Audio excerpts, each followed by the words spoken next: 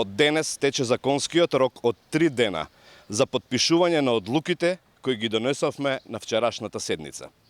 Господинот Ристов, како председател на Советот на општина Карпош, има законска обврска да ги достави материјалите до градоначалникот, со што ќе се испочитува волјата на избраните представници на карпошани. Доколку не го направи тоа, ќе сметаме дека се работи за намерно саботирање на волјата на избраниците на народот, груба манипулација во насока на поддршка на градежната мафија. Деновиве, заедно со загрижените граѓани, будно ќе ја следиме ситуацијата се до објавување на сите одлуки усвоени на вчерашната седница на Советот на општина Карпош во службен гласник на општина Карпош.